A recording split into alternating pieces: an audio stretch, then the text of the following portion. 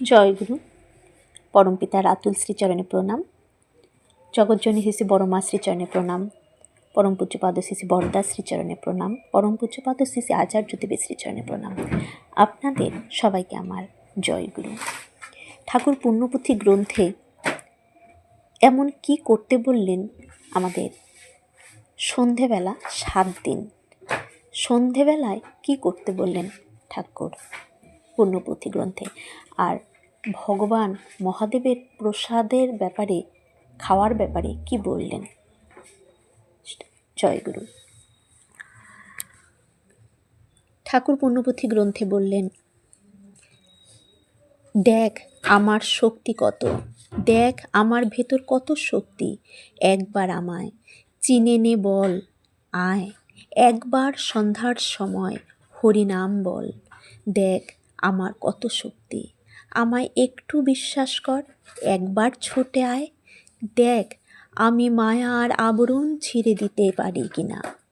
দেখ আমার ইচ্ছা সকলই, তোরা সংসারের কাজে মত্ত হয়ে থাক, মহা মহা পাপ কর, আমি সব মুছে দেব। সংকীর্তন বড় ভালো জিনিস, কীর্তনে ছুটে আয়, নিশ্চয়ই যাবি তোরা। দেখ ভাবিস নে কামিনী কাঞ্চন আপনিই খুলে পড়বে। দেখ তোরা একবার ঢাক ঢোল সিঙ্গা ভেরি শঙ্খ ঘণ্টা বাজায়ে হরি নাম কর, নামে প্রাণ লয় করে দিয়ে ছুটে আয়।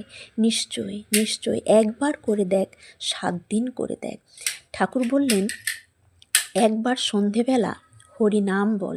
আমাদের যে সন্ধে প্রার্থনা করি, সেই প্রার্থনায় কিন্তু আমাদের এই হরি নাম হয়ে যায়। ঠাকুর বললেন সংকীর্তন, এই যে সংকীর্তনে যদি কেউ একবার ঢেলে দিতে পারে এই সন্ধ্যা লগ্নে রোজ, ঠাকুর বললেন মন প্রাণ দিয়ে যদি কেউ করে, 7 দিন মন প্রাণ দিয়ে করলেই সে বুঝতে পারবে তফাৎ। যত পাপই আমরা করি না কেন সব কিছু মুছে যাবে, শুধু তাকে সমর্পণ করে দিয়ে নামের সময় শুধু তাকেই ভাবতে হবে। কীর্তন করছি কিন্তু ভাবছি অন্য কিছু, তবে কিন্তু হবে না। কীর্তন করতে হবে সেই নামীকে ভেবে ভেবে, তবেই কিন্তু সব কিছু আমাদের একদম সুন্দর হয়ে উঠবে আমাদের। আর বিশ্বনাথের মাথায় ফল দিলে, এই যে ঠাকুরের মহাদেবের মাথায় যে আমরা প্রসাদ ভোগ দিয়ে থাকি, সেই প্রসাদ কি হয়, একটি একটি করে ভগবানকে দিতে হয়, কিন্তু তৎক্ষণাৎ তিনি তা ফেরত দেন। তাই বলে তার অপব্যবহার করতে হয় না।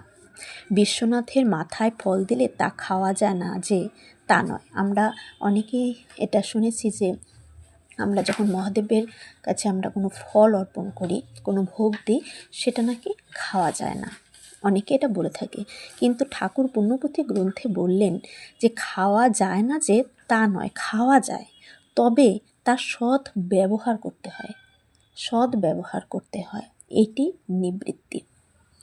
জয়গুরু।